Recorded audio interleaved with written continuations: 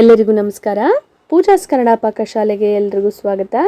ಬನ್ನಿ, ನಾವು ಇವತ್ತು ಹಬ್ಬಗಳಲ್ಲಿ ಪ್ರತಿ ಮನೆಯಲ್ಲೂ ಮಾಡುವಂತಹ ಇದೊಂದು ಸ್ವೀಟ್ ರೆಸಿಪಿ ಅಂದರೆ ಒಬ್ಬಟ್ಟು. ಇದನ್ನು ಯಾವ ರೀತಿಯಾಗಿ ಸಾಫ್ಟಾಗಿ ಪರ್ಫೆಕ್ಟಾಗಿ ಮಾಡೋದು ಅಂತ ಹೇಳಿ ಇವತ್ತಿನ ವಿಡಿಯೋದಲ್ಲಿ ತಿಳಿಸ್ಕೊಡ್ತೀನಿ. ಅದಕ್ಕಿಂತ ಮುಂಚೆ ಯಾರೆಲ್ಲ ನನ್ನ ಚಾನಲ್ನ ಸಬ್ಸ್ಕ್ರೈಬ್ ಮಾಡದೆ ನೋಡ್ತಿದ್ದೀರಾ, ದಯವಿಟ್ಟು ಸಬ್ಸ್ಕ್ರೈಬ್ ಮಾಡ್ಕೊಂಡು ನೋಡಿ ಎಷ್ಟು ಮಡ್ಚಿದ್ರು ಕೂಡ ಎಲ್ಲೂ ಕೂಡ ಬ್ರೇಕ್ ಆಗ್ತಿಲ್ಲ, ಎಷ್ಟು ಸಾಫ್ಟಾಗಿ ಬಂದಿದೆ ಅಂತ ಹೇಳಿ. ನಮಗೂ ಫಸ್ಟ್ ಲೇಯರ್ ಮುರಿದು ನೋಡಿದ್ರೆ ಎಷ್ಟು ಚೆನ್ನಾಗಿ ಕಾಣ್ತಾ ಇದೆ ಅಂತ ನೋಡ್ಬೋದು. ಈ ರೀತಿಯಾಗಿ ಪರ್ಫೆಕ್ಟಾಗಿ ಯಾವ ರೀತಿಯಾಗಿ ಒಬ್ಬಟ್ಟು ಮಾಡೋದು ಅಂತ ಹೇಳಿ ಬನ್ನಿ ನೋಡ್ಕೊಳ್ಳೋಣ. ನಾನು ಇಲ್ಲಿ ಒಂದು ದೊಡ್ಡ ಪಾತ್ರೆಯಲ್ಲಿ ಫುಲ್ ನೀರು ಹಾಕ್ಬಿಟ್ಟು ಇಟ್ಕೊಂಡಿದ್ದೀನಿ. ಅದನ್ನು ಕುದಿಯೋಕೆ ಬಿಡೋಣ. ನೋಡಿ, ಇವಾಗ ಕುದೀತಾ ಇದೆ. ಇದಕ್ಕೆ ನಾನು ಅರ್ಧ ಕೆಜಿಯಷ್ಟು ತೊಗರಿಬೇಳೆ ತೊಗೊಂಡಿದ್ದೀನಿ. ಇದು ಮನೆ ಬೇಳೆನೇ ಆಗಿರೋದ್ರಿಂದ ಈ ಥರ ಇದೆ. ನೋಡಿ, ಇದನ್ನು ಹಾಕ್ಕೊಳ್ತಾ ಇದ್ದೀನಿ. ಈ ಥರ ಹಾಕ್ಕೊಂಡಾದ್ಮೇಲೆ ಅದನ್ನು ಕುದಿಯೋಕೆ ಬಿಡೋಣ. ಅಲ್ಲಿವರೆಗೂ ಕಣಕನ ಕಲಿಸ್ಕೊಡೋಣ. ಇದನ್ನೇ ಮೇನ್ ಆಗಿರುತ್ತೆ. ನಿಮ್ಮ ಒಬ್ಬಟ್ಟು ಎಷ್ಟು ಸಾಫ್ಟಾಗಿ ಬರಬೇಕು ಅಂತ ಹೇಳಿ ನೀವು ಯಾವ ರೀತಿಯಾಗಿ ಕಣಕವನ್ನು ಮಾಡ್ಕೋತೀರಾ ಅದ್ರ ಮೇಲೆ ಬರುತ್ತೆ. ನೋಡಿ, ನಾನು 2 ಬೌಲು ಮೈದಾ ಹಿಟ್ಟಿಗೆ ನಾನು 1 ಬೌಲಷ್ಟು ಚಿರೋಟಿ ರವೆ ಹಾಕ್ಕೊಳ್ತಾ ಇದ್ದೀನಿ. ನೀವು ಮೈದಾ ಹಿಟ್ಟು ಬೇಡ ಅನ್ನೋರು ಗೋಧಿ ಹಿಟ್ಟಲ್ಲೂ ಕೂಡ ಮಾಡ್ಕೋಬೋದು. ನೋಡಿ, ಎರಡನ್ನೂ ಕೈಯಿಂದ ಈ ಥರ ಮಿಕ್ಸ್ ಮಾಡ್ಕೊಳ್ಬೇಕು. ಇದಕ್ಕೆ ನಾನು 1/2 ಟೀ ಸ್ಪೂನಷ್ಟು ಅರಿಶಿಣವನ್ನು ಹಾಕ್ಕೊಳ್ತಾ ಇದ್ದೀನಿ. ಅರಿಶಿಣವನ್ನು ಹಾಕ್ಕೊಂಡು ನೀಟಾಗಿ ಮಿಕ್ಸ್ ಮಾಡ್ಕೊಳ್ಬೇಕು. ಈ ಥರ ಅರಿಶಿಣ ಹಾಕೋದ್ರಿಂದ ನಿಮ್ಮ ಒಬ್ಬಟ್ಟು ತುಂಬಾ ಕಲರ್ಫುಲ್ಲಾಗಿ ಚೆನ್ನಾಗಿ ಬರುತ್ತೆ. ನೋಡಿ, ಈ ಥರ ನೀರು ಹಾಕ್ಕೊಂಡು ಸ್ವಲ್ಪನೇ ನೀರು ಹಾಕ್ಕೊಂಡು ಕಲಿಸ್ಕೊಳ್ತಾ ಬರಬೇಕು. ನೀವು ತುಂಬಾ ಎಷ್ಟು ಸಾಫ್ಟಾಗಿ ಕಲಿಸ್ಕೊತೀರಾ ಅಷ್ಟು ಪರ್ಫೆಕ್ಟಾಗಿ ಮೃದುವಾಗಿ ನಿಮ್ಮ ಒಬ್ಬಟ್ಟು ಅನ್ನೋದು ಬರುತ್ತೆ.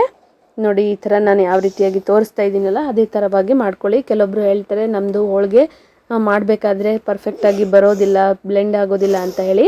ಅದನ್ನು ಈ ರೀತಿಯಾಗಿ ನೀವು ಕಣಕವನ್ನು ಸಾಫ್ಟಾಗಿ ಮಾಡ್ಕೊಳ್ಬೇಕು. ಇದು ತುಂಬಾ ಸಾಫ್ಟ್ ಇರಬೇಕು. ಈ ಥರ ನೋಡಿ, ಈ ಥರ ಮಾಡಿದಾಗ ಈ ಥರ ಆಗಬೇಕು. ಈಗ ಎಣ್ಣೆ ಸವರ್ಬಿಟ್ಟು ಒಂದು 15 ನಿಮಿಷ ನೆನೆಯೋಕ್ಕೆ ಬಿಡೋಣ. ಇದ್ರ ಮೇಲೆ ಸ್ವಲ್ಪ ಬಟ್ಟೆ ಮುಚ್ಚಿ ಅಥವಾ ಒಂದು ಪಾತ್ರೆಯನ್ನು ಮುಚ್ಚಿ ನೆನೆಸೋಕ್ಕೆ ಬಿಡೋಣ. ನೋಡಿ, ಇವಾಗ ನಂದು ಬೇಳೆ ಕುದ್ದಿದೆ. ಒಂದು ಬೇಳೆ ತೊಗೊಂಡು ಈ ಥರ ಕೈಯಿಂದ ಸ್ಮ್ಯಾಶ್ ಮಾಡಿದ ತಕ್ಷಣ ಈ ಥರ ಬ್ಲೆಂಡ್ ಆದರೆ ನಿಮ್ಮದು ಬೇಳೆ ಬೆಂದಿದೆ ಅಂತ ಹೇಳಿ. ಇದನ್ನು ಪೂರ್ತಿ ನೀರನ್ನು ಬಸ್ಕೊಳ್ತಾ ಇದ್ದೀನಿ. ಈ ಥರ ಪೂರ್ತಿ ನೀರು ಬಸ್ಕೊಂಡು ಮತ್ತೆ ಗ್ಯಾಸ್ ಸ್ಟವ್ ಆನ್ ಮಾಡಿ ಮೀಡಿಯಮ್ ಫ್ಲೇಮ್ ಇಟ್ಬಿಟ್ಟು ಅರ್ಧ kg ಬೇಳೆಗೆ ಅರ್ಧ kg ಬೆಲ್ಲವನ್ನು ತೊಗೊಂಡಿದ್ದೀನಿ. ಇದು ಪರ್ಫೆಕ್ಟ್ ಆದಂತಹ ಅಳತೆ ಹೌದು. ಈಗ ನೀವು ಕಡಿಮೆ ಒಂಚೂರು ಕಡಿಮೆ ಮಾಡ್ಬೋದು, ಇಲ್ಲಾಂದರೆ ಸಪ್ಪೆ ಆಗಿಬಿಡುತ್ತೆ.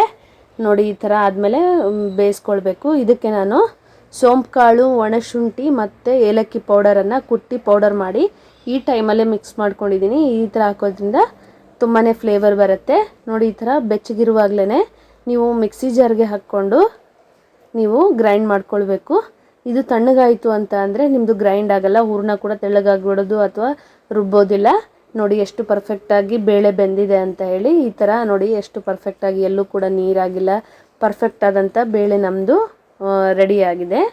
ನೋಡಿದ್ರಲ್ಲ, ಹೂರಣ ಈ ಥರ ಆದಮೇಲೆ ನೋಡಿ ಎಷ್ಟು ಚೆನ್ನಾಗಿ ನೆಂದಿದೆ ಅಂತ ಹೇಳಿ. ಇದನ್ನು ಮತ್ತೆ ಕೈಯಿಂದ ನೀಟಾಗಿ ನಾವು ಕಲಿಸ್ಕೊಳ್ಬೇಕು. ಎಷ್ಟು ಚೆನ್ನಾಗಿ ನಾದ್ಕೊಳ್ತೀವೋ ಅಷ್ಟೇ ಪರ್ಫೆಕ್ಟಾಗಿ ಹೋಳಿಗೆ ಅನ್ನೋದು ಬರುತ್ತೆ. ನೋಡಿ, ಈ ಥರ ಒಂದು ಉರುಳಿಯಷ್ಟು ನಾನು ತೊಗೊಂಡಿದ್ದೀನಿ. ನೋಡಿ, ಹೋಳಿಗೆ ಮಾಡೋ ಪೇಪರ್ ಬರುತ್ತಲ್ಲ ಅದ್ರ ಮೇಲೆ ನಾನು ಈ ಥರ ಮಾಡ್ಕೊತಿದ್ದೀನಿ. ಯಾರಿಗೆಲ್ಲ ಹೋಳಿಗೆ ಪೇಪರ್ ಇಲ್ಲ, ನೀವು ಪ್ಲಾಸ್ಟಿಕಲ್ ಪೇಪರ್ ಮೇಲೂ ಕೂಡ ಮಾಡ್ಕೋಬೋದು. ಈ ಥರ ನಾವು ಸೈಡಿಗೆಲ್ಲ ನಾವು ದೊಡ್ಡದು ಮಾಡ್ತಾ ಹೋಗಬೇಕು. ಮಧ್ಯದಲ್ಲಿ ಸ್ವಲ್ಪ ತೆಳ್ಳಗೆ ಬಿಡಬೇಕು. ನಾವು ಎಷ್ಟು ಮೈದಾ ಹಿಟ್ಟು ತೊಗೊಂಡಿದ್ವಲ್ಲ ಅದಕ್ಕಿಂತ ಸ್ವಲ್ಪ ಜಾಸ್ತಿಯಷ್ಟು ನಾವು ಹೂರಣವನ್ನು ಒಂದು ಉಂಡೆ ಆಕಾರದಲ್ಲಿ ಮಾಡಿಕೊಂಡು ಈ ಥರ ಸೈಡ್ಸ್ ಎಲ್ಲ ತೊಗೊಂಡು ಈ ಥರ ಲಾಕ್ ಮಾಡಬೇಕು. ಈ ಥರ ಲಾಕ್ ಮಾಡೋದ್ರಿಂದ ನಿಮ್ಮದು ಹೂರಣ ಹೊರಗಡೆ ಬರೋದಿಲ್ಲ. ನೋಡಿದ್ರಲ್ಲ, ಈ ಥರ ಸ್ವಲ್ಪ ಕೈಯಿಂದ ಪ್ರೆಸ್ ಮಾಡ್ಕೋಬೇಕು. ಪ್ರೆಸ್ ಮಾಡಿಕೊಂಡು ಹೋಳಿಗೆ ಪೇಪರ್ ಮೇಲೆ ಸ್ವಲ್ಪ ಎಣ್ಣೆಯನ್ನು ಹಾಕ್ಬಿಟ್ಟು ಈ ಥರ ಕೈಯಿಂದ ಪ್ರೆಸ್ ಮಾಡಿಕೊಂಡು ನೀವು ಮಾಡ್ಬೋದು. ಇಲ್ಲ ನಿಮಗೆ ಪ್ರೆಸ್ ಮಾಡ್ದೇ ಲಟ್ಟಣಿಗೆಯಿಂದ ಲಟ್ಟಿಸ್ಕೊಂಡು ಮಾಡ್ತೀನಿ ಅಂದರೂ ಕೂಡ ಪರವಾಗಿಲ್ಲ, ತುಂಬಾ ಚೆನ್ನಾಗಿ ಬರುತ್ತೆ. ನೋಡಿ, ಈ ಥರ ಲಟ್ಟಣಿಗೆ ತೊಗೊಂಡು ನಾನು ಮಾಡ್ಕೊಳ್ತಾ ಇದ್ದೀನಿ. ಈ ಥರ ಮಾಡಿಕೊಂಡ್ರೆ ತುಂಬಾ ಎಷ್ಟು ತೆಳ್ಳಗೆ ಬೇಕಾದರೂ ನೀವು ಲಟ್ಟಿಸ್ಕೊಳ್ಬೋದು. ಎಲ್ಲಿ ಕೂಡ ಬ್ರೇಕ್ ಆಗೋದಿಲ್ಲ. ತುಂಬಾ ಪರ್ಫೆಕ್ಟ್ ಆದಂಥ ಹೋಳಿಗೆ ನಿಮಗೆ ರೆಡಿ ಆಗುತ್ತೆ. ನೋಡಿದ್ರಲ್ಲ, ಎಷ್ಟು ಚೆನ್ನಾಗಿ ನಾನು ತೆಳ್ಳಗೆ ಮಾಡ್ಕೊಂಡಿದ್ದೀನಿ.